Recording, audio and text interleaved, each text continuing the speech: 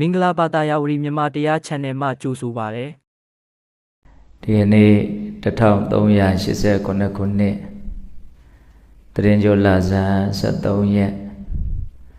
2025ခုနှစ်10လပိုင်း4ရက်စနေနေ့နေ့လည်ခင်းအခါကာလမန္တလေးတိုင်းဒေသကြီးပြင်ဦးလွင်မြို့နယ်ပြင်စာရွှေချောင်းသစ္စာရွှေစီချောင်းတိုက်တွင်မှာဆက်ရကြိမ်မြောက်ဆင်းရင်ကျင်းပကြတဲ့ဝါတွင်ကာလ9ရက်တရားစခန်းမွဲဒီကနေ့3ရက်မြောက်နေ့နေ့လည်ခင်းကာလတရားဒေသနာများနာယူကြည်ညိုကြခြင်းဖြင့်မိမိတို့ရဲ့စိတ်ကိုယုံကြည်မှုတရတရားဖြင့်အားဖြစ်စေကြမယ်သိမြင်နားလည်မှုပညာတရားဖြင့်လည်းပဲငြိမ်းအေးစေကြမယ်အဲ့တော့ဒီကနေ့ယောဂီများနာယူကြည်ညိုကြရမယ်တရားက80ပတ်4ပါးသာသနာတော်မြတ်ကြီးရဲ့ယရနာများလို့မြတ်စွာဘုရားဂုဏ်ပြုပြီးတော့ဟောထားတဲ့ဘောဓိပက္ခိယတရား38ပါးဘောဓိပက္ခိယဆိုတာဘောဓိဆိုတာမဲ့ဉာဏ်ရဖို့အတွက်လိုအပ်တဲ့အင်္ဂါအစိတ်အပိုင်းနေဘောဓိဉာဏ်ရဲ့အသင်အပင်လို့လေဒီစတော်ဘုရားကြီးကတော့အဲ့လိုလေးနားလည်လွယ်တဲ့ဝေါ်ဟာရနဲ့သုံးပြမဲ့ဉာဏ်ရမှသစ္စာ၄ပါးကိုသိမယ်သစ္စာ၄ပါးကိုသိမှဆင်းရဲဒုက္ခတွေချုပ်ငြိမ်းမယ်ဒါကြောင့်ဘောဓိပက္ခိယတရားတွေဟာဆင်းရဲချုပ်ငြိမ်းရေးအတွက်အလွန်အရေးပါတဲ့အလွန်မှလည်းတန်ဖိုးရှိတဲ့သဘာဝတရားတွေ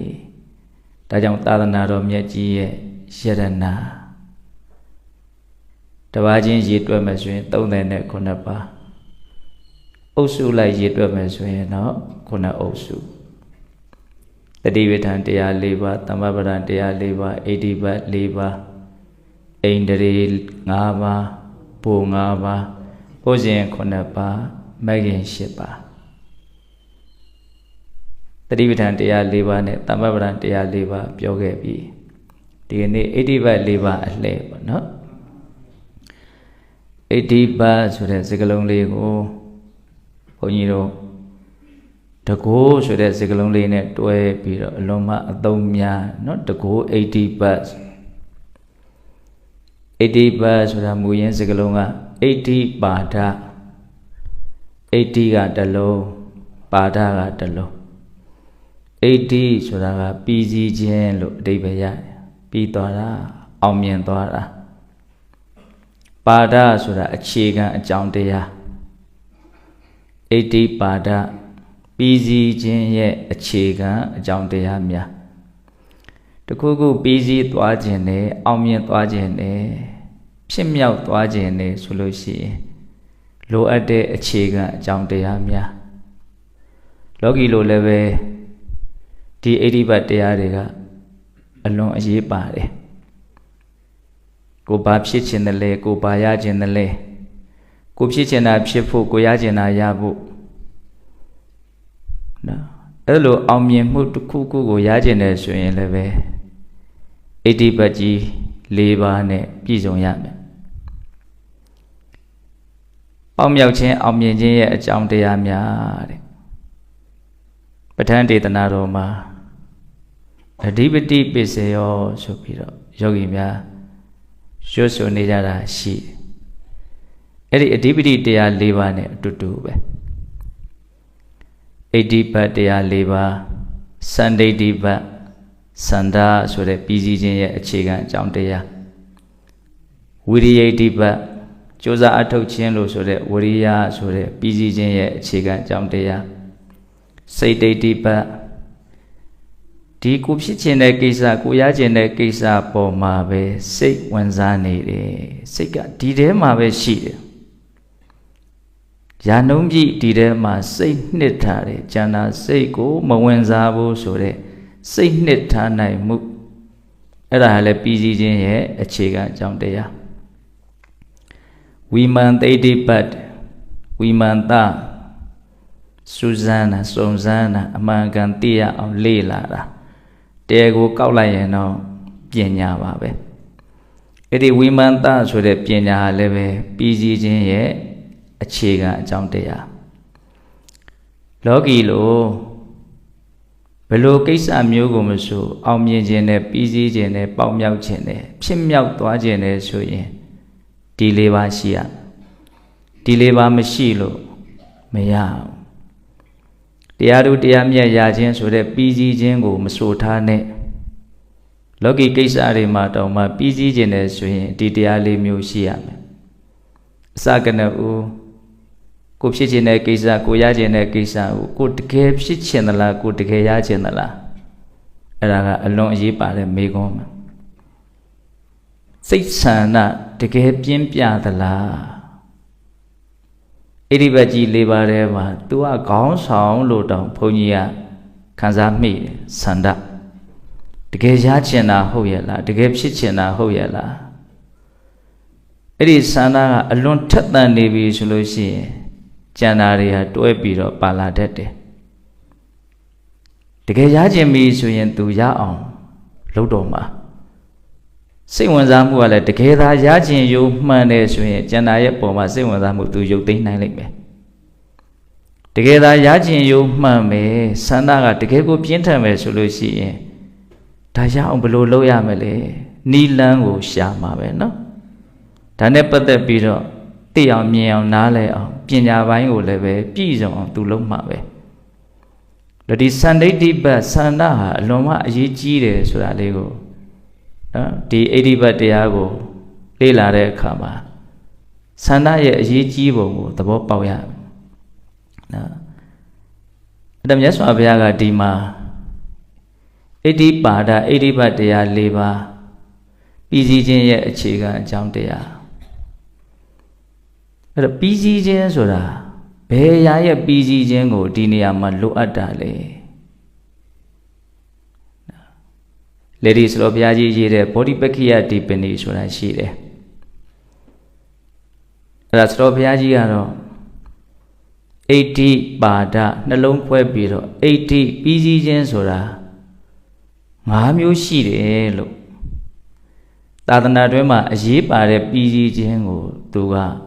ယူပြတယ်ကျန်တဲ့ပြီးစီးခြင်းတွေဆိုတာကသာသနာနဲ့တွေ့တဲ့အခါကာလမျိုးမှာတိတ်ပြီးတော့အရေးမပါအရေးအပါဆုံးပြီးစီးခြင်းအရေးအကြီးဆုံးပြီးစီးရမယ်ပြီးစီးခြင်းကိုသာလေဆိုကြီးကရွေးချယ်ပြတယ်အဲ့ဒါဘုန်းကြီးကအဲ့ဒါကိုလည်းအလွန်သဘောကျတယ်ပါဠိအသုံးနှုန်းလေးတွေပါယောဂီများကိုယဉ်နှီးစေခြင်းပြီးစီးခြင်းကြီး၅မျိုးတဲ့အဘိညာသိဋ္ဌိပရိညာသိဋ္ဌိပဟာနာသိဋ္ဌိသစ္စိကာတပ္ပသိဋ္ဌိဘာဝနာသိဋ္ဌိ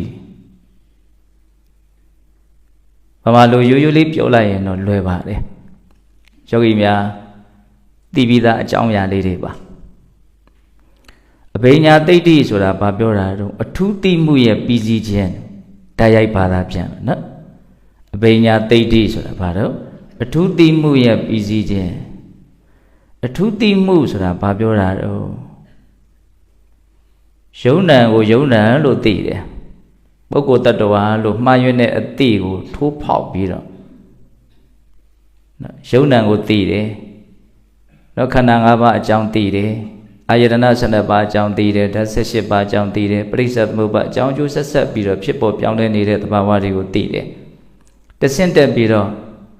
အနိစ္စဒုက္ခအနတ္တယုံနာတို့ရဲ့သဘောတဘာဝဒီလက္ခဏာကိုလည်းသိတယ်အဲ့ဒါကိုအဘိညာသိဋ္ဌိလို့ခေါ်တယ်တာမန်လူတွေမသိတဲ့သိရိုးသိစဉ်အသိကိုဖောက်ထွက်သွားတဲ့ထူးကဲတဲ့အသိများလို့ဆိုရမယ်ပေါ့ခုဘုန်းကြီးတို့သိတော့သိတယ်လူတွေကိုမြင်လိုက်တယ်ဆိုရင်ဘယ်လိုပဲသိတာတော့ပုဂ္ဂိုလ်တ attva ယောက်ျားလေးမိန်းကလေးကြီးသူငယ်သူအစရှိတဲ့ဖြင့်တော့သိနေကြအသိတွေကတော့တက္ကာယဒိဋ္ဌိနဲ့ပယ်ထဲမှာပဲရှိနေတာများပါတယ်အဲ့ဒါကိုဖောက်ထွက်ပြီးတော့ဒါတွေဟာယုတ်တဏ္ဍတ်တွေသဘာဝတရားတွေလို့အခြေခံအဖြစ်ဘာလို့ရမလို့သိရမယ် ဒီယုတ်တနန္တတရားလည်းပဲပန်းစင်းထားလို့ဖြစ်နေတာလည်းမဟုတ်အကြောင်းပဲဘုရုဝါဒသူဖြစ်ခြင်းတို့ထထဖြစ်နေတဲ့သဘာဝတရားမျိုးလည်းမဟုတ်အကြောင်းအကျိုးဆက်ဆက်ပြီးတော့ဖြစ်เสียအကြောင်းရှိတဲ့အတိုင်းဖြစ်သွားနေတဲ့သဘောလေးလို့အကြောင်းအကျိုးသဘာဝကိုလည်းသိရမယ်ပုဂ္ဂိုလ်တ attva သဘောမပါတဲ့ဒီယုံ nant ဒီအကြောင်းအကျိုးဆက်ဆက်ပြီးဖြစ်ပေါ်ပြောင်းလဲနေတဲ့သဘာဝတရားတွေဟာတည်မြဲမှုမရှိတဲ့တောက်လျှောက်ပဲပြီးဆုံးလိုက်နေတဲ့အနိစ္စသဘောကောင်းမွန်တဲ့သဘောမဟုတ်ခြင်းလို့ဆိုတဲ့ဒုက္ခသဘောနော်အစိုးတရားမရှိနိုင်ခြင်းတရားရဲ့ပုံမှာအစိုးတရားပိုင်ပိုင်နိုင်ဘလို့မှကိုယ်ဆန္ဒကိုမလိုက်လျောတဲ့သဘာဝကိုယ့်ရဲ့ပိုင်နိုင်စွာကင်တွယ်နိုင်မှုမရှိတဲ့သဘာဝသူဖြစ်เสียရှိတဲ့အတိုင်းသူဖြစ်သွားတယ်ပြောရရင်သူအနိစ္စလမ်းကြောင်းပေါ်ဒုက္ခလမ်းကြောင်းပေါ်ပဲသွားနေတာယုံ nant ဆိုတာအတည်မြဲတဲ့သဘောမကောင်းမွန်တဲ့သဘောနဲ့တောက်လျှောက်သွားနေတာပဲအဲ့ဒါကိုယ်စိတ်ဆန္ဒကဒီယုံ nant ရဲ့ပုံမှာဘလို့ပဲသဘောထားသူတို့ကတော့ကိုယ်စိတ်ဆန္ဒရဲ့အပေါ်မှာလိုက်လျောမှုမရှိဘူးအဲ့ဒါကိုဘယ်လိုပြောတာတော့အနတ္တအဲ့လိုယုံ nant တို့ရဲ့အနိစ္စဒုက္ခအနတ္တကိုသိတယ်မြင်တယ်အဲ့ဒါကိုဘယ်လိုခေါ်တော့အဘိညာသိတ္တိတဲ့အခုယောဂီတို့အဲ့ဒါကိုရအောင်ကြိုးစားနေတာနော်အထူးသိမှုရဲ့ပြီးစီးခြင်းသူကလည်းအဆင့်ဆင့်တော့ရှိတယ်နော်အခြေခံအဖြစ်ဒါတွေဟာဆွဲလန်းသိမ့်ပိတ်เสียကောင်းတဲ့အရာတွေမဟုတ်ဘူးဆိုတဲ့ဆွဲလန်းเสียကောင်းတဲ့အရာတွေမဟုတ်ဘူးဆိုတဲ့သဘာဝကိုအရင်နားလည်ပြီးတော့ဒါဟာယုံ nant ပဲလို့သိရမယ်အကြောင်းကျိုးလို့ဆက်ပြီးတော့သိရမယ်အနိစ္စဒုက္ခအနတ္တကိုဆက်ပြီးတော့သိရမယ်ချုပ်ပြီးတော့ပြောတာနော်အဲ့ဒါပါတော့အဘိညာသိတ္တိတဲ့နာမရူပပရိစ္ဆေဒဉာဏ်ပစ္စယပရိက္ခဉာဏ်ဝိပဿနာဉာဏ်လို့အနှစ်ချုပ်ပြီးတော့ပြောလိုက်လို့ရပါတယ်အဲ့လိုဆိုရင်နောက်ထပ်သိတ္တိကြီး၄မျိုးကျန်သေးတယ်နော်အဲ့ဒီသိတ္တိကြီး၄မျိုးကိုဗမာလိုအရက်၃လေးနဲ့ရှင်းရှင်းလေးယောဂီတို့ရဲ့စိတ်ထဲမှာနားလည်ထားပြီးသားစောစောကပါဠိအသုံးနှုန်းလေးကိုယဉ်နှီးစေခြင်းလို့သာဘုန်းကြီးကရွတ်ပြလိုက်တာအမှန်ကသစ္စာ၄ပါးရဲ့အပေါ်မှာတီးပယ်ဆိုင်ပွားမဲ့ဉဏ်ရပြီဆိုလို့ရှိရင်ဒီ၄ပါးကိစ္စတစ်ပြိုင်တည်းပြီးစီးသွားတယ်ဘဝဆင်းရဲခြင်းတရားမျှတာဖြစ်တယ်ဆိုတဲ့နံပါတ်1အမှန်တရားယုံ nant နေဖြစ်ပေါ်နေခြင်းဟာဆင်းရဲတဲ့သဘာဝတွေပဲဖြစ်နေတာဆင်းရဲပြီးဆင်းရဲဖြစ်နေတဲ့သဘောပဲဒါပါတော့လို့အမှန်တရားပေါ့နော်တန်ခိတ်တေနပင်စုပါရณะခန္ဓာဒုက္ခဘဝဟာဆင်းရဲတယ်ဆိုတာကိုမြတ်စွာဘုရားကရှေ့ပိုင်းမှာဘလို့မှညင်းလို့မရတဲ့အကြောင်းပြချက်ကြီး9ချက်နဲ့အရင်ဖော်ထုတ်ပြတယ်ဇာတိပိဒုက္ခစရပိဒုက္ခဗျာတိပိဒုက္ခမရဏပိဒုက္ခအပိယဟိတံပြောကောဒုက္ခပိယဟိဝိပြောကောဒုက္ခယံပိစ္ဆာနလပတိတံပိဒုက္ခဒီ9မျိုးဘူးမှရှောင်လို့မရမွေးဖွားခြင်းဟာကောင်းမွန်တဲ့သဘောမဟုတ်ဘူးဆိုတာဉာဏ်ရှိတဲ့လူမှန်သမျှလက်ကိုခံရမယ့်သဘာဝတရားဒီအကြီးအရွယ်လေးယွန်စရာလေးဆက်ဆုပ်စရာလေးစဖြစ်လာဒါဘလို့မှကောင်းမွန်တဲ့သဘောမဟုတ်ဘူးဆိုတာအလွန်မှထင်ရှားတယ်ဟုတ်တယ်မဟုတ်လားမိခင်ရောကလေးရောဆင်းရဲလိုက်သမားနော်တဖြည်းဖြည်းနဲ့အိုဟောင်းရတဲ့သဘာဝကြီးကိုကောင်းတဲ့သဘာဝလို့ညင်းလို့ရမလားမရဘူးနာကျင်ခံခတ်မှုကြီးရောပိုးတောင်းဆိုသေးတယ်ဟုတ်လားပျက်စီးမှုသေဆုံးမှုပိုးတောင်းမှဆိုသေးတယ်ဒုက္ခသစ္စာသဘောဟုတ်လားအချစ်တဲ့လူနဲ့တွဲရတာမချစ်တာတွေကိုမြင်ရတာမကြိုက်တာတွေကိုမြင်ရတာကြားရတာဆင်းရဲဆိုတာအလွန်ထင်ရှားတယ်ချစ်ခင်တဲ့မျက်နှိုးတဲ့တတ္တဝသင်္ခါရတွေနဲ့ကွဲရတာဆင်းရဲဆိုတာအလွန်မှထင်ရှားတယ်နောက်ဆုံးယံပိစ္ဆာနလပတိတံပိဒုက္ခကိုယ်ကဒါဖြစ်ခြင်းနဲ့ကိုယ်ကဒါရခြင်းနဲ့အဲ့ဒါကဖြစ်မလားဘူးအဲ့ဒါရမလားဘူးဆင်းရဲတာပေါ့သူ့တော်မြတ်စွာဘုရားအသေးစိတ်အများကြီးရှင်းပြတယ်နော်ကိုကဉာဏ်ရှိလာတဲ့အခါမှာဇာတိမရခြင်းဘူးသို့တော့ဘဝရဲ့အကြောင်းကိုနားမလည်နိုင်သေးလို့အဝိဇ္ဇာကရှိနေလို့ဘဝရဲ့ပုံမှာတန်ရောစဉ်ကမပြတ်တဲ့အတွက်ကြောင့်ဘဝကထပ်ပြီးတော့ရမှာကိုကဇာတိမရခြင်းဘူးသို့တော့ရတဲ့အကြောင်းကရှိနေသေးတော့ရတယ်အဲ့ဒါယံပိစ္ဆာနလပတိတံပိဒုက္ခရလာပြီဆိုတော့လေကိုကမအိုခြင်းဘူး ကိုယ့်ရဲ့အလိုဆန္ဒပြည့်မလားအဲ့ဒါယံပိဋ္ဌာဏလပ္ပိတံပိဒုက္ခကိုကမနာခြင်းမှုကိုကမသေးခြင်းမှုကိုကချစ်သူနဲ့မကွဲခြင်းမှုကိုကမချစ်သူနဲ့မတွဲခြင်းမှုပြည့်မလားအဲ့ဒီဆန္ဒတွေအဲ့ဒါယံပိဋ္ဌာဏလပ္ပိတံပိဒုက္ခဘဝရဲ့ညင်းလို့မရတဲ့ဆင်းရဲတဲ့သဘာဝ9မျိုးနော်ဒါကျွမ်းကျင်ရမယ်လိမ္မာရမယ်အဲ့ဒါတွေမြတ်စွာဘုရားဟောပြီးတဲ့နောက်မှာနောက်ဆုံးအနှစ်ချုပ်ဘယ်လိုဟောလိုက်တယ်လဲတန်ခိတ်တေနပင်စုပါဒနဲ့ခန္ဓာဒုက္ခနော်အနှစ်ချုပ်ပြောမယ်တဲ့ဟောဒီဥပါဒံတရားတို့ရဲ့တရားနော်လောကီခန္ဓာလို့လဲဆိုရတဲ့ဥပါဒံနဲ့ခန္ဓာဒီယုတ်အစုနာအစုဟာဆင်းရဲတဲ့သဘောပဲတန်ခိတ်တေနပင်စုပါဒနဲ့ခန္ဓာဒုက္ခအခုဒါယောဂီတို့မြင်နေရတဲ့ကြားနေရတဲ့စိတ်ထဲမှာအတွေ့တွေဖြစ်တယ်ခံစားမှုတွေဖြစ်တယ်နော်ထိမှုတွေဖြစ်တယ်ရာသီဥတုအားလျော်စွာ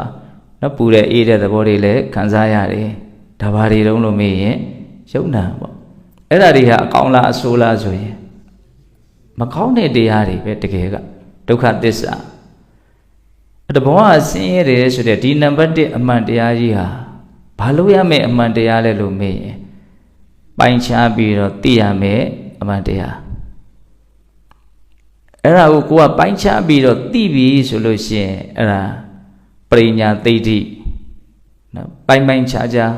တိခြားခြားဂဂနနသိရမယ်ကိစ္စကြီးကို तू သိသွားပြီအခုဘုန်းကြီးတို့မှာအဲ့ဒီသိဋ္ဌိမရသေးဘူးဘောဟာဆင်းရဲတယ်ဆိုတဲ့အမှန်တရားကြီးကိုတကယ်မသိသေးဘူးဟုတ်တယ်နော်တကယ်မသိသေးဘူးเนาะအခုဘုန်းကြီးကလည်းပဲစာဖတ်ထားပြီးတော့ရွတ်ပြတာဟုတ်တယ်မဟုတ်လားသူအလွန်ဆုံးသိလို့ရှိရင်သူကြံစီမဲ့စဉ်းစားမဲ့တွေးတောမဲ့ဟုတ်လောက်ခန့်ရှိရဲ့ဒီလိုတော့သိမယ်ပေါ့ထိုက်တဲ့ရိပ်မိမှုတော့ရှိကောင်းရှိမယ်ပေါ့သို့တော့ပိုင်နိုင်ခါခါနာနာပိုင်းခြားပြီးတော့သိတဲ့အဆင့်ကိုမရောက်ဘူးပိုင်းခြားပြီးတော့သိတဲ့အဆင့်ကိုမရောက်ဘူးဆိုတာကိုဘာကတက်တည်ပြနေတော့ဘဝရဲ့ပုံမှာမမုန်းမှုမကင်းတဲ့အနေအထားကတက်တည်ပြနေတာပေါ့တကယ်လို့သာဒုက္ခသစ္စာကိုပိုင်းခြားသိမယ်ဆိုရင် तू ဘာဖြစ်လို့မမုန်းနေမလဲဟောဒီသဘောလေးကိုလည်းမြင်တတ်ရမယ်နော်တော့နံပါတ်1နော်ပြီးစီရမယ်သိဋ္ဌိကဘာလဲလို့မေးရင်ဘဝဟာဆင်းရဲခြင်းတရားမျှတာဖြစ်တယ်ဆိုတဲ့အမှန်တရားကြီးကိုပိုင်းခြားပြီးတော့သိခြင်းကိစ္စပြီးစီရမယ်နော်သိပြီးတော့ဘာလာမလို့ပယ်နော်ဘာဟာနာသိဋ္ဌိပယ်ရမယ်ကိစ္စကိုပြီးစီရမယ်ပယ်နိုင်ရမယ်အဲ့ပယ်ရမယ်ကိစ္စပယ်ရမယ်အရာကဘယ်အရာတုံးဆိုတော့ဒုက္ခဖြစ်ခြင်းရဲ့အကြောင်းတရားလို့ဆိုတဲ့ဒုက္ခသမုဒယသစ္စာတရားကိုကောက်တော့ဘာရတော့လောဘဟုတ်လားဘဝရဲ့အပေါ်မှာမမောတယ်ကာမရဲ့အပေါ်မှာမမောတယ်မမောမှုတွေမှာပြည့်အဲ့ဒီမမောတတ်တဲ့သဘာဝတရားဟာဆင်းရဲဖြစ်ခြင်းရဲ့အကြောင်းတရားအဲ့ဒါ तू ဘာလို့ရမယ်အမှန်တရားလဲလို့မေးရင်ပယ်ရှားပြရမယ်အမှန်တရားအဲ့ဒါကိုဘုန်းကြီးတို့ပယ်ရှားမယ်ကိစ္စပြီးပြီလားမပြီးသေးဘူးဘာလို့မပယ်နိုင်တာလဲလို့မေးရင် तू မမောနေတဲ့အရာကြီးဟာဆင်းရဲပါဆိုတာကိုတကယ်မသိသေးလို့ဒီမမောမှုကိုမပယ်နိုင်သေးတာပေါ့ဟုတ်လားဒါကြောင့်ဒုတိယတတိယဖြစ်သွားမယ်နော်သောတော်ကအဘိညာသိတိကိုတည်တံ့ထားလိုက်ယုံ nant ကိုသိတာအကြောင်းအကျိုးသိတာအိဋ္ဌဒုက္ခအနတ္တကိုသိတဲ့အဘိညာသိတိကိုတည်တံ့ထားလိုက်သိပယ်ဆိုင်ပွား၄ခုကိုတရွဲပြောကြည့်ရနော်သိတဲ့သိလိုက်တာကိုသိခြင်းကိစ္စမပြီးသေးဘူးဒါကြောင့်မို့လို့ပယ်တဲ့ပယ်လိုက်တဲ့ကိစ္စကိုပယ်ရမယ့်အလုပ်လည်းမပြီးသေးဘူးသာသနာတွင်မှာအရေးကြီးတဲ့ပြီးစီးရမယ့်အရာကအဲ့ဒါပဲတဲ့ဟုတ်လားပါဟနာသိတိပြီးတော့ပါလာမလို့မျက်မှောက်ပြုတဲ့ပြုတိုက်တဲ့အရာကိုမျက်မှောက်ပြုခြင်းကိစ္စပြီးစီးရမယ်နော်ဒီဒေါသသစ္စာကိုမျက်မှောက်ပြုရမယ့်ကိစ္စပြီးစီးရမယ်အဲ့ဒါကိုဘုန်းကြီးတို့တွေပြီးစီးပြီလားမပြီးစီးဘူးဟုတ်လားအဲ့ဒီမျက်မှောက်ပြုရမယ့်ကိစ္စကိုမျက်မှောက်ပြုနိုင်ဖို့ဆိုလို့ရှိရင်ဆိုက်ရောက်တဲ့ဆိုက်ရောက်ထိုက်တဲ့အရာစီကိုဆိုက်ရောက်သွားဖို့ဆိုလို့ရှိရင်အဲ့ဒီကိုဆိုက်ရောက်စေတတ်တဲ့လမ်းကိုဘာလို့ရမလို့ရှောက်ရလိမ့်မယ်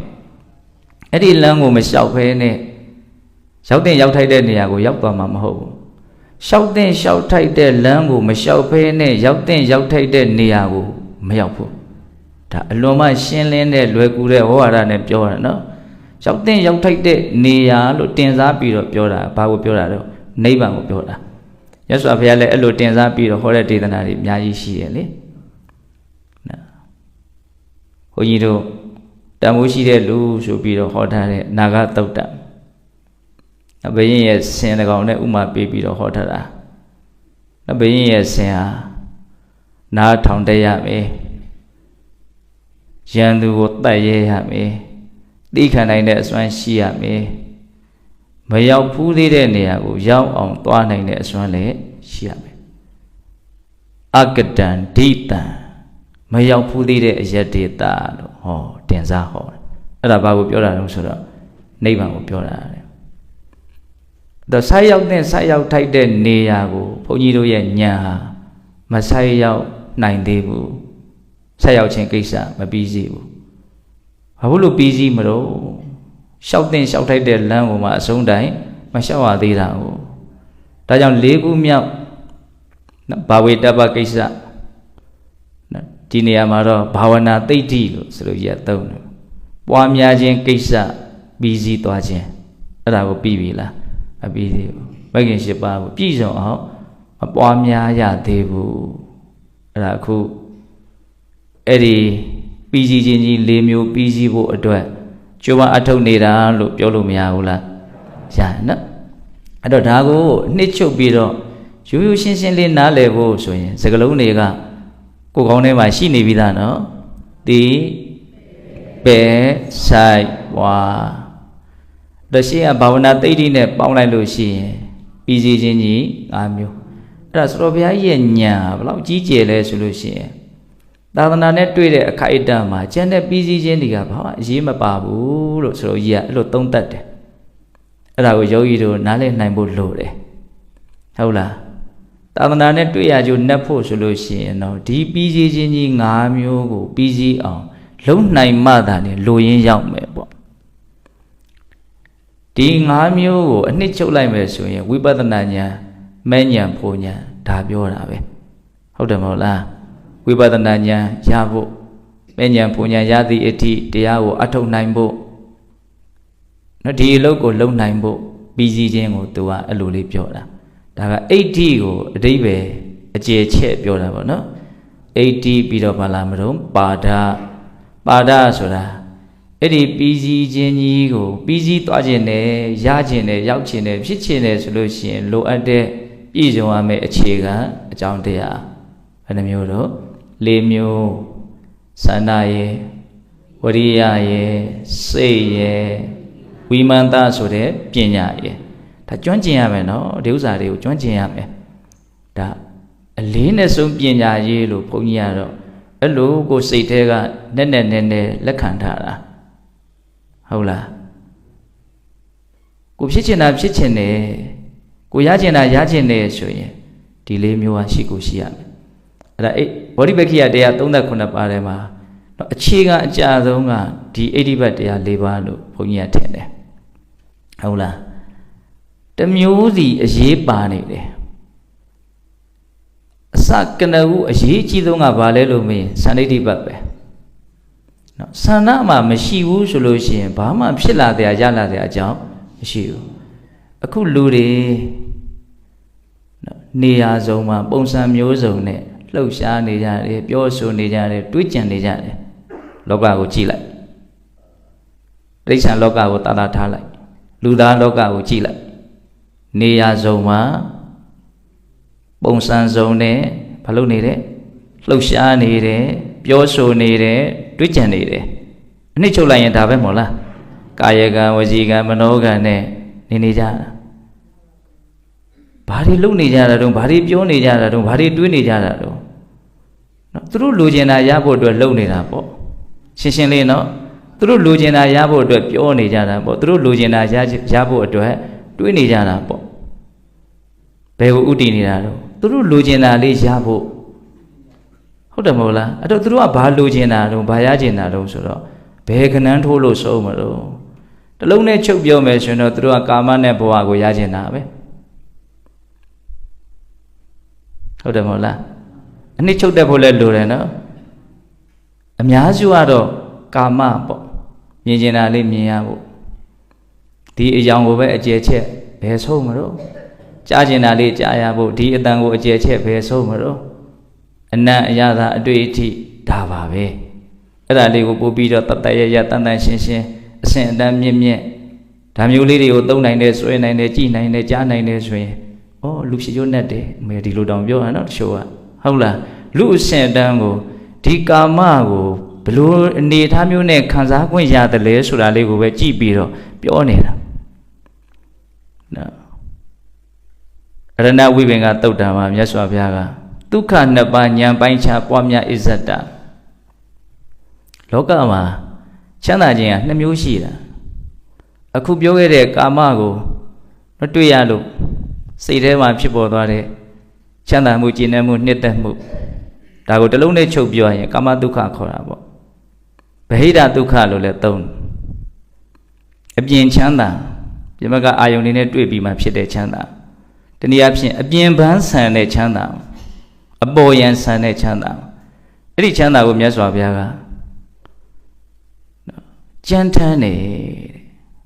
လောဘဒေါသထူပြောတဲ့လူတွေခံစားရှုံရင်းတယ်ကြမ်းတမ်းတယ်အန္တရာယ်လည်းများတယ်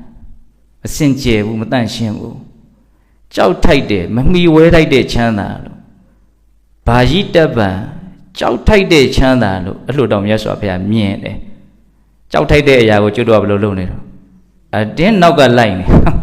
ကြောက်ထိုက်တဲ့အရာကိုကြောက်အောင်မှမသိဘူးနော်ဒါဗဟိတဒုက္ခကိုပြောတာနောက်တစ်မျိုးချမ်းသာရှိသေးတယ်အဲ့ဒါဘာတုံးဆိုတော့အစ္ဆဒဒုက္ခအတွင်းချမ်းသာအနှစ်ချုပ်ပြောရရင်တော့ကိုယ်ခန္ဓာရဲ့အကြောင်းကိုသိလို့ကိုယ်စိတ်ထဲမှာငြိမ်းအေးမှုရတဲ့သဘောလေးကိုပြောတာအဲ့ဒါကိုမြတ်စွာဘုရားသုံးတဲ့စကားလုံးလေးကိုသဘောကျလွန်းလို့တံဘောဓဒုက္ခတိမှုချမ်းသာဟောဒါမျိုးတွေကိုကျွမ်းကျင်ထားရမယ်နော်အားတဲ့တော့တိမှုချမ်းသာတဲ့ကျွတ်တော့အဲ့ဒီစကားလုံးကိုကောင်းကောင်းမကြားဘူးဟုတ်လားတိတာချမ်းသာသလားဟာတိတာချမ်းသာတာပေါ့နော်တိလေချမ်းသာလေပဲတိတဲ့အရာကအရေးပါတဲ့အရာဖြစ်လေအဲ့ဒီတိတဲ့အသိဉာဏ်ကပို့ပြီးတော့ကြီးကျယ်လေပဲတိတဲ့အသိကကြီးကျယ်လေလေရတဲ့ချမ်းသာကလည်းပို့ပြီးတော့ကြီးကျယ်လေလေပဲဘာလို့ဘုန်းကြီးကဒီစကားကိုပြောနေတာတော့ခုနကလူလောကကြီးကိုကြည့်လိုက်နေရာစုံမှာပုံစံမျိုးစုံနဲ့လုံနေကြတယ်ပြောနေကြတယ်တွေ့နေကြတယ်ဘာအတွက်လဲရကျင်တာလေးရဖို့ရကျင်တာကဘာလဲဆိုတော့ဒီတိမှုချမ်းသာမပါဘူးအများစုကဘယ်အတွက်တော့ခံစားမှုချမ်းသာအတွက်ဗဟိတချမ်းသာတွေအတွက်ပဲလိုက်ပြီးတော့ရှာနေကြတာဟုတ်တယ်မဟုတ်လားအဲ့တော့ကိုရှာတာကိုရမှာပေါ့အဲ့တော့ကိုဆန္ဒတွေကဘုန်းကြီးပြောနေတာကတတ္တဝါတွေကဆန္ဒတော့မရှိဘူးမဟုတ်ဘူးရှိတယ်ဒါပေမဲ့မြင့်မြတ်တဲ့ပြီးစီးခြင်းကိုဖြစ်စေတတ်တဲ့ဆန္ဒတွေမဟုတ်ဘူးအပေါ်ယံပြီးစီးခြင်းတွေကိုသာဖြစ်စေတတ်တဲ့ဆန္ဒတွေသူတို့ဆန္ဒတွေကဘာမှတန်ဖိုးမရှိတဲ့ဆန္ဒတွေလို့ဆိုနိုင်တယ်ဟုတ်တယ်မဟုတ်လားဆန္ဒမရှိဘူးတော့မဟုတ်ရှိတယ်တချို့ဆိုအလွန်အကျိုးကိုဖြစ်ချင်တယ်မဖြစ်ရင်ပေမတက်ကိုဖြစ်ချင်တယ်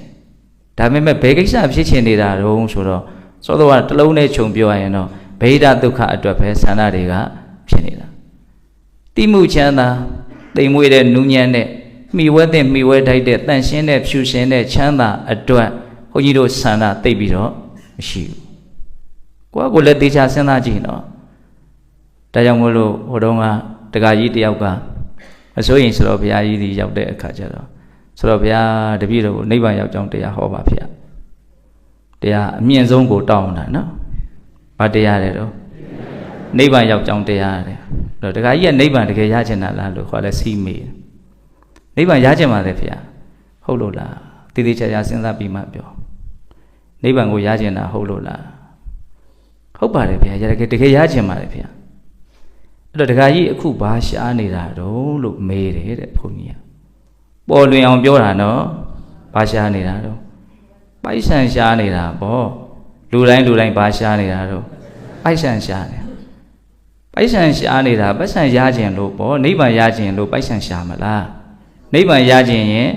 နိဗ္ဗာန်ပဲရှားမှာပေါ့ခုနိဗ္ဗာန်ရခြင်းလားလို့မေးတော့ရခြင်းတယ်လို့သာပြောတာတကယ်ရှားနေတာကဘာရှားနေတာပိုက်ဆံရှားနေပြောရင်စောစောပြောတယ်ဗဟိတဒုက္ခပဲရှားနေတာ ဘုန်းကြီးနဲ့တွေ့လို့သာနိဗ္ဗာန်ရောက်ကြောင်းတရားဟောပါလို့သာပြောရတာတကယ်ကအတွင်းစိတ်ထဲကဘာကိုသာလင်ရလို့တဲ့ဆန္ဒတွေကမိုးမှွန်နေတာလဲလို့မေးရင်ဗေဒဒုက္ခကိုရလို့တဲ့စိတ်တွေဆန္ဒတွေသာရှိနေတာအဲ့ဒါကကိုလည်းသေချာစစ်ကြည့်လိုက်တနေ့သာကုံသွားတယ်ငါနိဗ္ဗာန်ရကျင်လိုက်တာဆိုတဲ့ဆန္ဒဘယ်နှကြိမ်ပေါ်ပါသလဲဒါကိုမညာတမ်းစဉ်းစားတခါတလေလမ်းနဲ့သာခြီသွားလိမ့်မယ်ငါနိဗ္ဗာန်ရကျင်လိုက်တာဆိုတဲ့ဆန္ဒပေါ်မလာဘူးဒါဘုန်းကြီးကဘာကိုစူးစမ်းပြီးတော့ပြောနေတာတော့ဒီဆန္ဒအရေးကြီးတယ်ဆိုတာကိုပြောချင်တာဒါကြောင့်မြတ်စွာဘုရားကတခုခုဖြစ်ချင်တယ်ပြီးချင်တယ်ဆိုတော့ဆန္ဒမပါလို့မရဘူး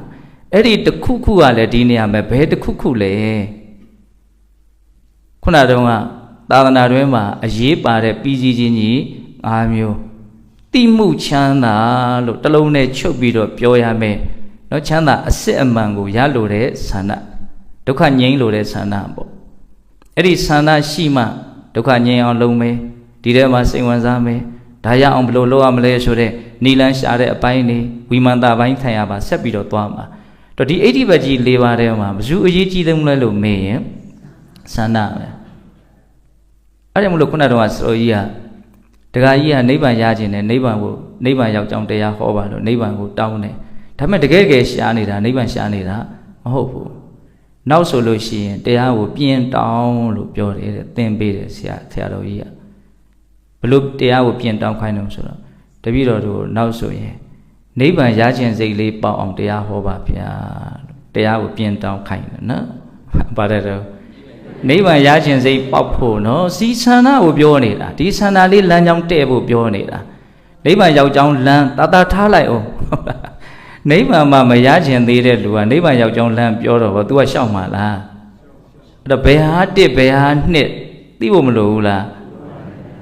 ဘယ်ဟာတစ်တော့နိဗ္ဗာန်ရခြင်းစိတ်ပေါက်ဖို့ဟာကအရင်တော့ဟုတ်တယ်မဟုတ်လားအဲ့ဒီဆန္ဒရှိပြီးတော့မှသာလင်နော်နိဗ္ဗာန်ရောက်ကြောင်းလမ်းကိုရှာမယ်နိဗ္ဗာန်ရောက်ကြောင်းလမ်းကိုရှောက်ဒီလိုသွားမှာဟုတ်တယ်မဟုတ်လားဒါကြောင့်မို့လို့အဲ့ဒီအကြောင်းအရာလေးကတော့စက်မိရင်ထည့်ပြီးတော့ပြောပြနေတယ်နော်တရားပြောင်းတော့နိဗ္ဗာန်ရခြင်းစိတ်လေးပေါအောင်တရားဟောပါဗျာမှတ်သွားနော်ယောဂီများကိုလည်းအဲ့လိုပဲနားချနင်နိဗ္ဗာန်တကယ်ရခြင်းတာဟုတ်ရဲ့လားအဲ့ဒါမှလေးနဲ့မှအတွေးတွေကအဲ့တော့ဆိုရင်နိဗ္ဗာန်ကဘာတော့ဘဝကဘာတော့လာမှာနော်အဲ့ဒီကြမှာလေးနဲ့တဲ့အတွေးတွေမှအချီမခံပဲနဲ့လေးနဲ့တဲ့အလုပ်ဘလို့မှရှေ့ခကြီးမဆက်နိုင်ဘူးနော်အဲ့တော့ဘုန်းကြီးကဘာကိုစူးစမ်းပြောနေတာတော့ဒီ80ဘတ်တရား၄ပါးထဲမှာသူရှုတော့နဲ့သူအရေးပါနေတာကြီးပဲဆိုတာလေးကိုစူးစမ်းပြီးတော့ပြောနေတာအခုဆန္ဒအရေးပါလိုက်သမဟုတ်လားဒီဆန္ဒမရှိလို့ပဲဒီအချိန်ထိတန်တရားထဲမှာဒီလူစုငုတ်တုတ်ဒီတိုင်းနေနေတာဟုတ်တယ်မဟုတ်လားဒါပဲဒီဆန္ဒအခုလည်းပြင်းထန်မရှိလာသေးဘူးနော်ဆန္ဒပြင်းထန်လို့ရှိရင်သူ့လောက်ရကသူဆန္ဒဘယ်လောက်ပြင်းတယ်လဲဆိုတာဖုံးကွယ်ထားလို့မရဘူးဖော်ပြမှာပဲသူကဘာလုံနေတယ်လဲဆိုတာကိုကြည့်လို့ရှိရင်သူဘာရကျင်တယ်လဲဆိုတာငုံငုံကြီးပေါ်နေတယ်လေဟုတ်တယ်မဟုတ်လားခုနကတော့ဘုန်းကြီးမေးတာလကားမေးတာမဟုတ်တခါကြီးနိဗ္ဗာန်ရကျင်နေတာပြောတာအခုဘာလုံနေတုံးလို့မေးတာလေအခုဘာရှားနေလဲလို့မေးတာလေဟုတ်တယ်မဟုတ်လားအဲ့တော့ဆန္ဒရဲ့အရေးပါပုံကိုပြောပြတာအဲ့ဒါလို့ဆိုရင်ဂိုင်ဒုတိယ80ဘတ်ဆက်သွားမယ်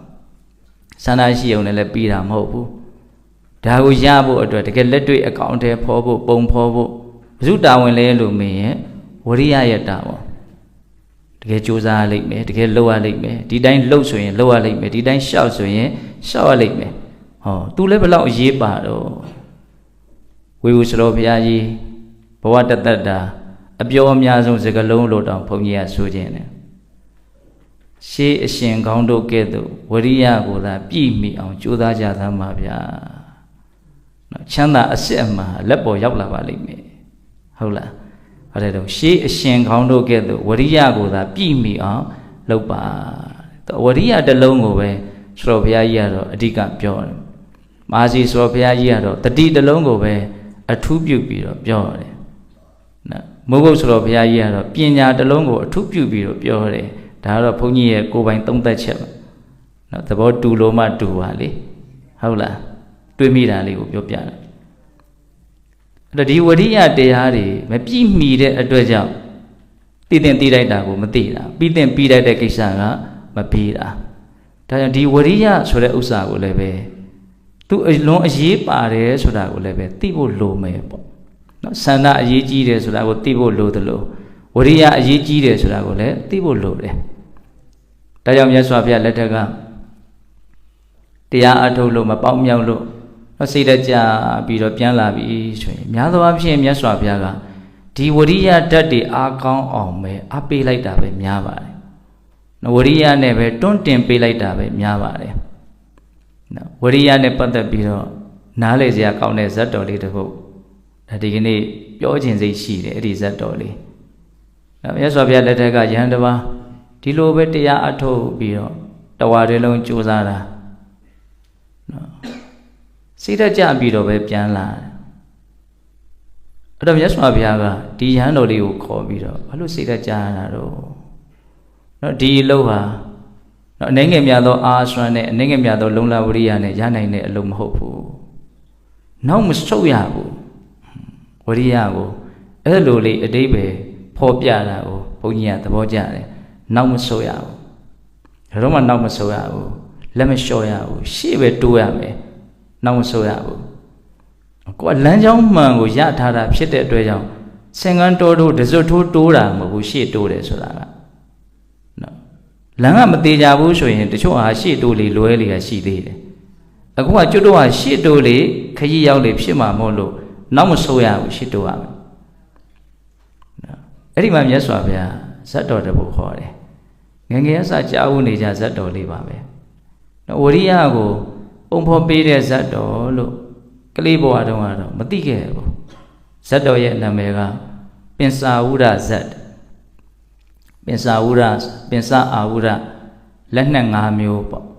ဘုရားလောင်းမင်းသားလေးကတစ်ချိန်မှာလက်နက်၅မျိုးနဲ့ထင်ရှားလိုက်မယ်လို့ရှေ့ပြဟောတဲ့ပုံသားတွေကအဲ့ဒါလို့အဟောရှိလို့မိဘတွေကပင်စာဝုဒမင်းသားလို့နာမည်ပေးတာအဲ့ဒါတက္ကသိုလ်ပြည်ပညာသင်ပညာစုံတဲ့အခါကျတော့သူတိုင်းပြည်ပြန်လာတယ်တက္ကသိုလ်ပြည်မှာလည်းပဲသူကနော်အသက်အဖို့အထိုးခုတ်ဒီကာယဗလခွန်အားနော်ဒီလိုတပ်ပုတ်တဲ့ကိစ္စအလွန်မှသူကကျွမ်းကျင်တယ်နာမည်ရှိတယ်ပေါ့အဲ့ဒါနဲ့မြားတွေကြည်တော်ထည့်ပြီးတော့လေးကိုလွယ်ပြီးတော့တခါတည်းရိုက်တုပ်တစ်ခုနဲ့လက်နဲ့အပြည့်စုံနဲ့တန်လျက်ကိုခါထုတ်ပြီးတော့တယောက်တည်းပြန်လာအဲ့လိုပြန်လာတဲ့အခါကျတော့ရွာတရားရောက်တယ်ရောက်တော့ရွာတရားကလူတွေကမင်းသားဘယ်သွားမှာတော့ငါဒီတောအုပ်ကိုဖြတ်ပြီးတော့သွားမှာဘယ်ကိုပြန်မှာဒီတောအုပ်ကိုမဖြတ်နဲ့ဒီတောအုပ်ကအန္တရာယ်များတယ်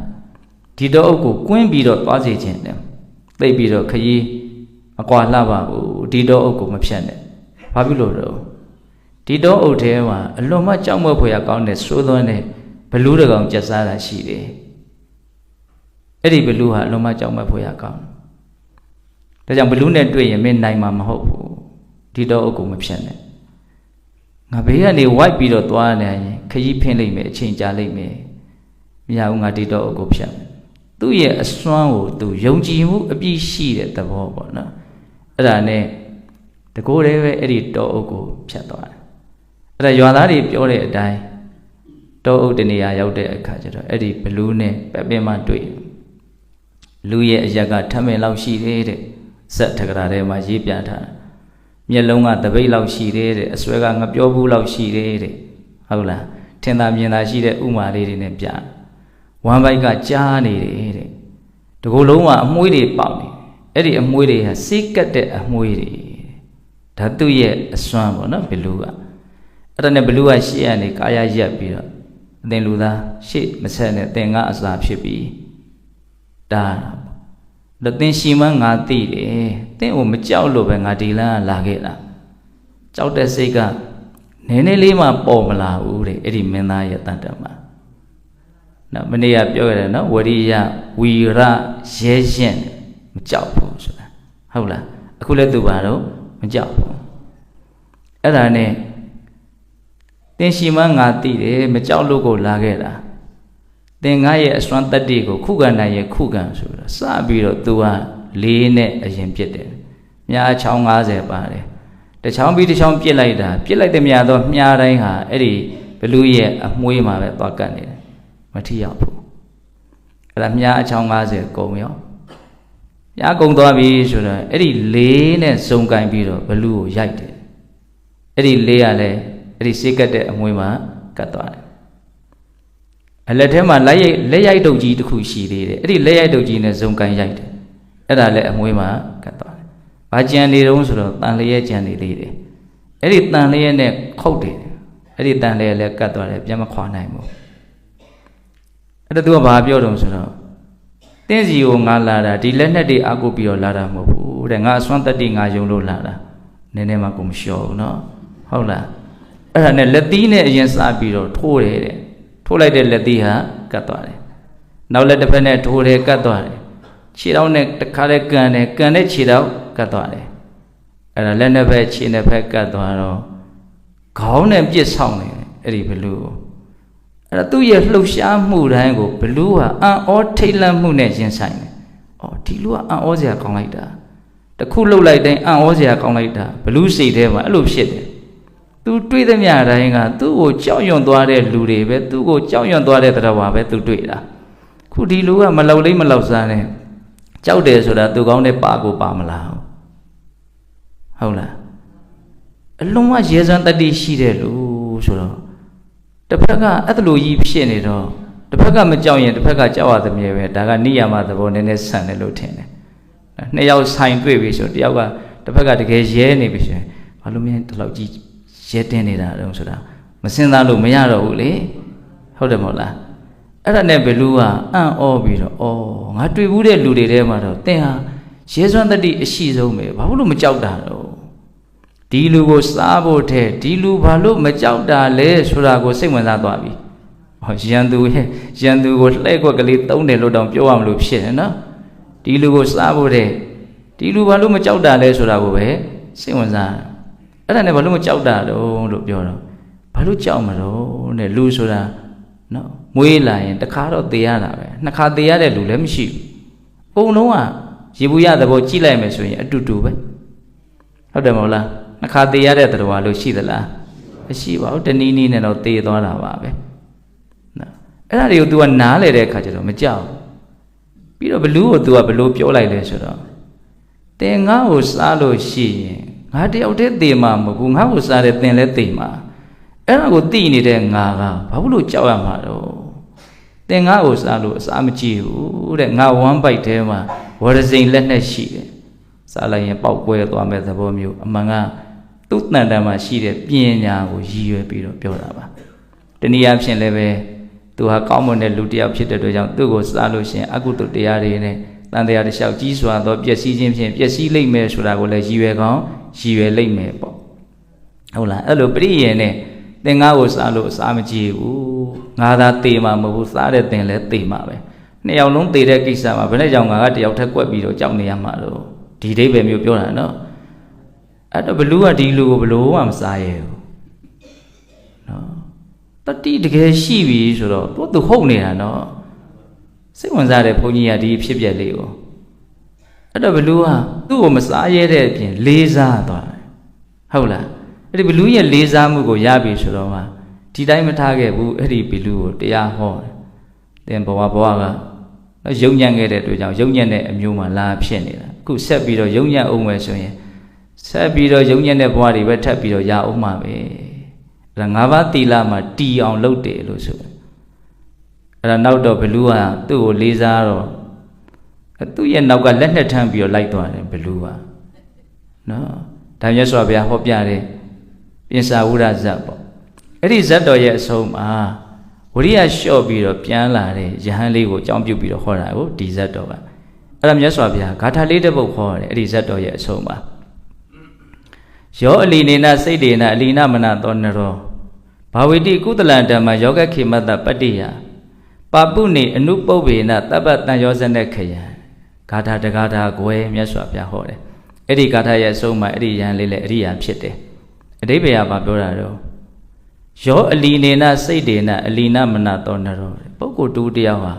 ဘယ်တော့မှမတွန့်ဆုတ်တဲ့စိတ်နဲ့မတွန့်ဆုတ်တဲ့ပင်ကိုစိတ်နဲ့ လှုပ်တယ်ကိုင်းတယ်ပြောတယ်ဆိုတယ်သွားတယ်လာတယ်ဝရိယအလွန်အားကောင်းတယ်လို့ပြောတာနော်မတွန့်ဆုတ်ဘူးဆိုတာသောတော်ဘုန်းကြီးပြောလိုက်တယ်လေနောက်မဆုတ်ဘူးဆိုတာကိုပြောတာနော်အလီနေနာစိတ်တွေနာမတွန့်ဆုတ်တဲ့စိတ်ရှိတယ်နော်လက်လျှော့သွားတာမျိုးနောက်ဆုတ်သွားတာမျိုးမရှိဘူးဘလို့ခက်ခဲပဲတွေ့ဒီဟာကိုနော်ဒီနီးနဲ့ကြော်ဖြတ်လို့မရရင်ဒီပြင်းနီးနဲ့ကြော်ဖြတ်မယ် तू ကရှေ့သွားဖို့ပဲကြိုးစားတယ်နောက်ဆုတ်ဖို့လက်လျှော့ဖို့ဘယ်တော့မှအစင်သာအောင်နော်ဒီနေရာမှာဝရိယဆိုတာကလည်းနောက်ပြောမဲ့စိတ်တွေပညာတွေနဲ့လည်းပဲပေါင်းဖို့တော့လိုမှာပေါ့နော်တော်တော်ဒီနေရာမှာတော့ဝရိယကိုပဲဦးစားပေးပြီးတော့နော်နားလည်စေခြင်းတဲ့အပိုင်းလေးရှိလို့ဒီနောက်မဆုတ်ဘူးဆိုတဲ့စကားလေးကိုသဘောကျလွန်းလို့ဟုတ်လားယောအလီနေနာစိတ်တွေနာ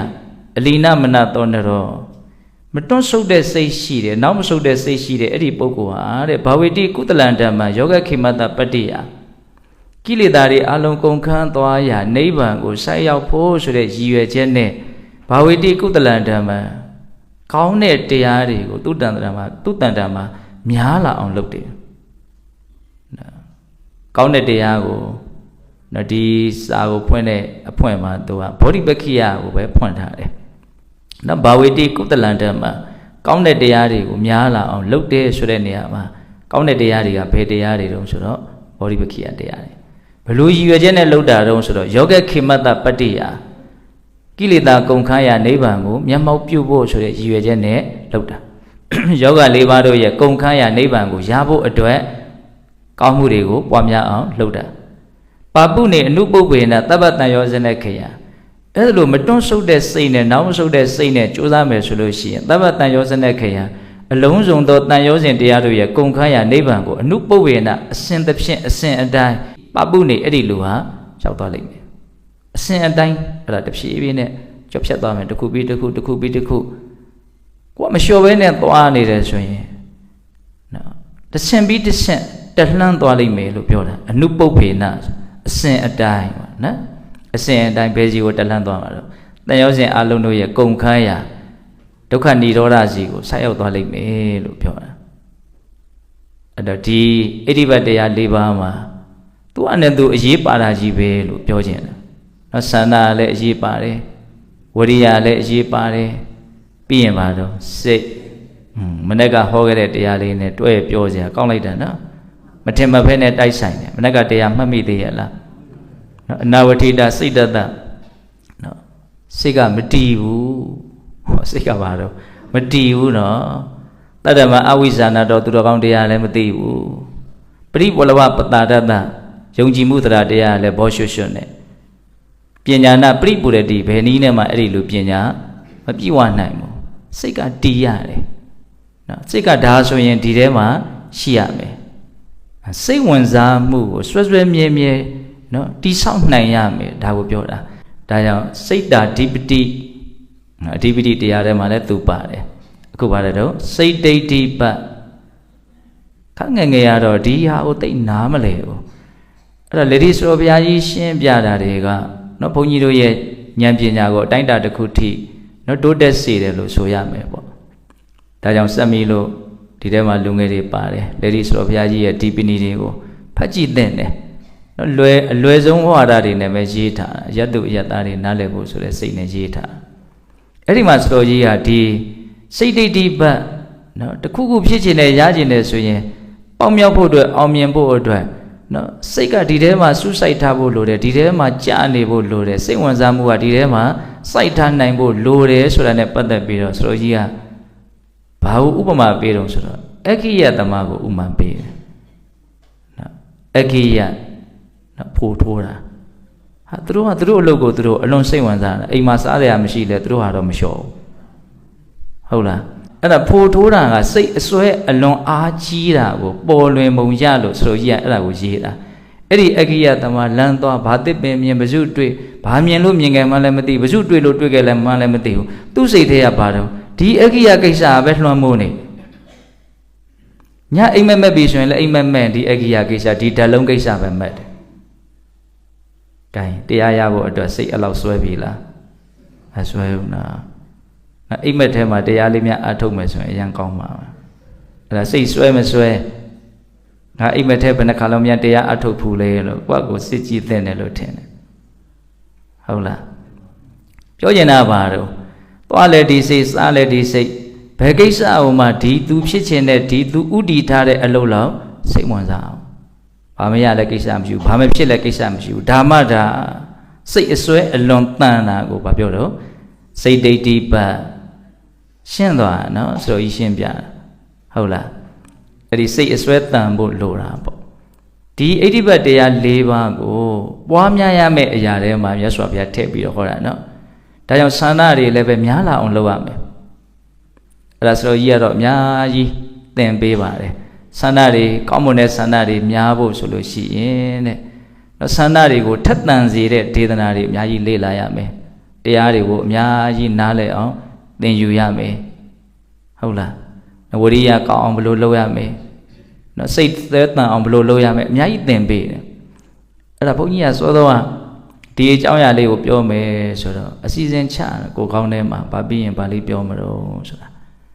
အဲ့လိုအစီအစဉ်ချတဲ့အခါမှာဒီ၄ပါးထဲမှာတကယ်ဒီ၄ပါးများလာဖို့ဆိုရင်ဘယ်သူကအခရာအကြဆုံးတော့တွေးကြည့်တော့ဒီဝိမာန်တဆိုတဲ့ပညာအခရာအကြဆုံးလို့မြင်မိတယ်တခုခုရဖို့နံပါတ်1အရေးကြီးတာကတော့ဆန္ဒဖြစ်တာမှန်တယ်သို့တော့အဲ့ဒီဆန္ဒရဲ့နောက်ွယ်မှာဒီဆန္ဒပေါ်ဖို့မပေါ်ဖို့ကိစ္စမှာဘယ်သူပေါ်မှာမှီနေလဲလို့မင်း तू ဘယ်လောက်သိတယ်လဲနားလေတယ်လဲ तू နားလေတဲ့အတိုင်းအတာအတိုင်းသူဆန္ဒရှိလိမ့်မယ်ဒါကိုလက်တွေ့ကြကြစဉ်းစားကြည့်လိုက်ဒါဆိုကြမှာဆိုကိုကဒီဟာကိုရကျင်တယ်ဒါဖြစ်ကျင်တယ်ကိုယ်ဆန္ဒကဒါဖြစ်နေတယ်ဆိုရင်ဘာလို့အဲ့ဒီဆန္ဒအဲ့လိုဖြစ်လာရတယ်လဲသူ့ရဲ့ရှေ့ကဒါကောင်းတယ်ဒါရကျင်တဲ့တယ်လို့သတင်းပေးနေတဲ့အကောင်ရှိတယ်ဟုတ်တယ်မဟုတ်လားဘယ်သူတော့အဲ့ဒီကောင်စဉ်းစားကြည့်နော်ဆန္ဒရဲ့ရှေ့မှာပညာရှိရနော်သူပညာနည်းနည်းရဲ့နည်းနည်းတလောက်သူရကျင်တဲ့အရာနည်းနည်းလိမ့်မယ်သူ့ရဲ့ပညာကပေါ့ရင်ပေါ့တော့သူရကျင်တဲ့အရာလည်းပေါ်သားဆန်နေလိမ့်မယ်အဲ့တော့ပညာလို့မသုံးကျင်ပါဘူးလေအဲ့ဒီနေရာမှာတော့သူ့ရဲ့အသိပေါ့သူဘာနားလဲထားလဲသူဘာသိထားလဲနော်ဆိုရမှာဆိုစောတော်စကားလေးကိုပြန်ဆက်မယ်တလောကလုံးလှုပ်လှုပ်ရွရွနဲ့ရှာနေကြတာရကျင်နေကြတာဆန္ဒတွေဥရှိပြီးတော့ဟုတ်လားအဲ့တော့ဘာရကျင်တာလဲတယောက်နဲ့တယောက်ရကျင်တာမတူကြဘူးလို့ပြောခဲ့တယ်အကျဉ်းများဖြင့်တော့ဗေဒဒုက္ခကိုရကျင်တာရဲ့တံဘောဓဒုက္ခတိမှုချမ်းသာအစ္ဆဒဒုက္ခကိုရကျင်တာရဲ့လို့နှစ်မျိုးကွက်ထွက်နေပါတော့နော်အစ္ဆဒဒုက္ခကိုရကျင်တဲ့လူကတော့တကယ်မှာအ ਨੇ စုပေါ့ဟုတ်လားအဲ့လိုဘာလို့ဆန္ဒတွေကကွက်ထွက်သွားတာတုံးလို့မေးရင်သူတို့စိတ်ထဲမှာဘယ်ဟာကကောင်းတယ်ဘယ်ဟာကမကောင်းဘူးဘယ်ဟာတန်ဖိုးရှိတယ်ဘယ်ဟာတန်ဖိုးမရှိဘူးဆိုတဲ့တိမှုတွေကွဲနေလို့ဆန္ဒတွေကလည်းကွဲသွားတာဆန္ဒတွေကွဲသွားလို့ရှာတာလည်းကွဲသွားတာရှာတာကွဲတဲ့အတွက်ကြောင့်ရတာလည်းကွဲသွားတာဟုတ်တယ်မဟုတ်လားအဲ့တော့ကိုရနေတာဘာမှတော့မကြည်မနှက်တော့မဖြစ်သင့်ဘူးလို့ထင်တယ်ဘာလို့တော့ကိုရကျင်လုံးလို့ကိုရှာထားတာဟုတ်တယ်မဟုတ်လားအဲ့လိုဆိုရင်ဘာလို့ဒါကြီးကိုရကျင်တော့ရကျင်တဲ့တယ်လို့ထင်ခဲ့လို့ရကျင်ခဲ့တာပေါ့ဘုန်းကြီးကဘာလို့ပုံပေါ်အောင်ပြောနေတာတော့ဘလို့ဆန္ဒမျိုးဖြစ်တယ်လဲဆိုတာသူအသိပေါ်မှာပဲမူတည်နေတာဒါကြောင့်ပညာလို့မသုံးမဲနဲ့ဝိမာန်တလို့သုံးထားတာကိုလည်းစိတ်ဝင်စားသိခြင်းတယ်ဝိမာန်သိဋ္ဌိပတ်လို့သုံးတာနော်ပညာလို့သုံးသလားမသုံးဘူးတေကိုကောင်းရင်တော့ပညာအမောဟပေါ့ဒါပေမဲ့အသုံးနှုံးမတူဘူးဥပမာအသုံးနှုံးလေးတွေကိုစိတ်ဝင်စားသိခြင်းလို့ဘုရားခုနှစ်ပါးဟောတဲ့အခါကျတော့တတိထားပြီးတော့နားထောင်ကြည့်နော်တတိတန်ဘောရှင်ဓမ္မဝိရှယတန်ဘောရှင်ဟောဓမ္မဝိရှယတဲကိုကောက်ရင်သူလည်းပညာပဲသူ့ကိုဘယ်လိုသုံးတော့ဓမ္မဝိရှယတဘာဝတရားတွေကိုဝေဖန်စီစစ်ဒါပါလေတဲကိုကောက်ရင်ပါရတော့ပညာအခုဒီမှာတော့ဘယ်လိုသုံးတော့ဝိမာန်တနော်စုံစမ်းစစ်ဆေးတယ်ဒါပါလေစူးစမ်းတယ်လေ့လာတယ်နော်အဲ့ဒီဝိမာန်တကအလွန်မှအရေးပါနေပါလားအထူးသဖြင့်ဒီဣတိပတ်တရား၄ပါးများလာဖို့အကောင်းလာဖို့ခိုင်မာလာဖို့အတွက်ဘယ်သူအရေးပါနေလဲလို့မေးရင်ဝိမာန်တအရေးပါတယ် ဒီဣတိပတ်၄ပါးအားကောင်းမှကျုပ်တို့ပြီးစီးခြင်းရဲ့အခြေခံတွေအားကောင်းမှပြီးစီးမှာနော်ဟုတ်တယ်မဟုတ်လားဒီ၄မျိုးကိုဘုန်းကြီးတို့ကအားကောင်းအောင်ဘာလို့ရမလို့မွေးမြူရမှာသူ့နော်အဲ့ဒီ၄မျိုးအားကောင်းခြင်းနဲ့ဆိုရင်အဲ့ဒီ၄မျိုးမှာဘယ်သူချုပ်ကင်နေလဲလို့မေးရင်ဝိမာန်တချုပ်ကင်နေတယ်လို့ထင်တယ်အဲ့ဒါလေဒီဆိုဘုရားရတော့ဒီဝိမာန်တအားကောင်းအောင်ဘာလုပ်ရမလဲနော်ဆိုကြီးကအလုံးဝကျေးဇူးတင်စရာကောင်းတယ်ဒီဝိမာန်တအားကောင်းအောင်ဘာလုပ်ရမလဲဆိုရင်တဲ့အပယ်ဆင်းရဲရဲ့ဝတ်ဆင်းရဲလို့သူကတော့သုံးတယ်အဲ့ဒီဆင်းရဲတွေရဲ့အကြောင်းကိုအများကြီးနားလည်အောင်လုပ်ရမယ်နော်တန်တရားကိုသူကနှစ်ပိုင်းပိုင်းနော်အပယ်ကိုတစ်ပိုင်းပိုင်းတယ်ကျန်တဲ့လူနဲ့ပြမှာကိုတစ်ပိုင်းပိုင်းတယ်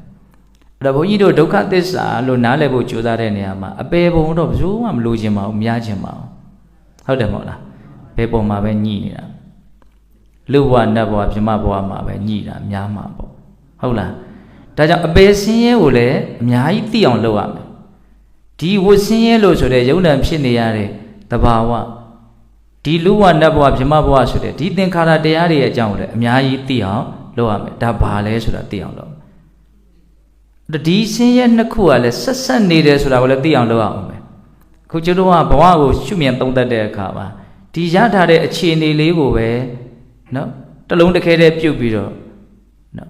ကိုသုံးသပ်တဲ့နယ်ပယ်ကမပြည့်စုံဘူးလို့ပြောချင်တာကိုကဒီတိုင်းလေးတစ်လျှောက်တည်းသွားနေမှာမဟုတ်ဘူးဘာနဲ့မှဆက်ဆက်နေတော့အပယ်ပုံနဲ့မှဆက်ဆက်တယ်ဟိုဘဝကိုကိုကဟိုမမမောသင့်ဘူးလို့နားလည်လို့စဉ်းစားတဲ့အခါမှာလူဘဝကိုမမောသင့်ဘူးလို့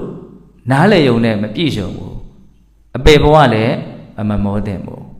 ဟောဆိုလူဘဝတည်ပင်လေအပေဘဝနဲ့ဘာဖြစ်နေတော့ဆက်ဆက်နေတယ်ဒါအခိုက်အတန့်ဖြစ်နေတဲ့သဘောပဲတကယ်ကနော်အချိန်မရွေးအဲ့ဒီအနေအထားမျိုးလည်းဖြစ်သွားနိုင်တယ်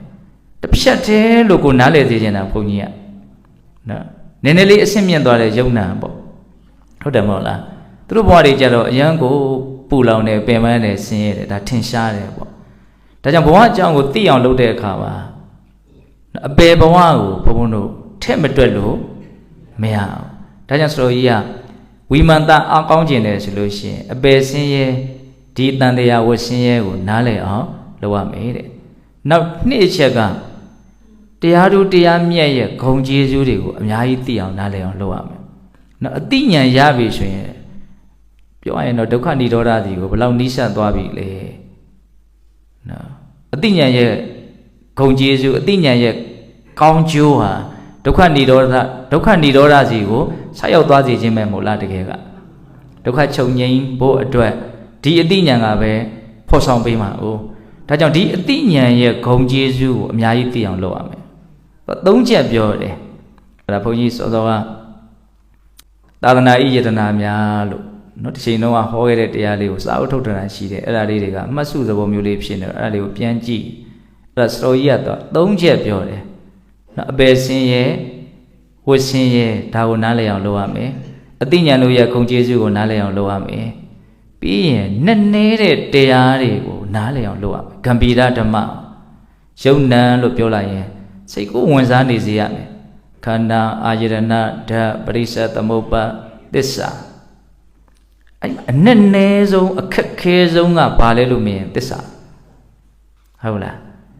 နဲ့နဲတဲ့အရာတွေရဲ့ပုံမှာလိမ္မာအောင်ကျွမ်းကျင်အောင်အများကြီးကြိုးစားအထုတ်လို့ရှိရင်အဲ့ဒါဝိမာန်တအားကောင်း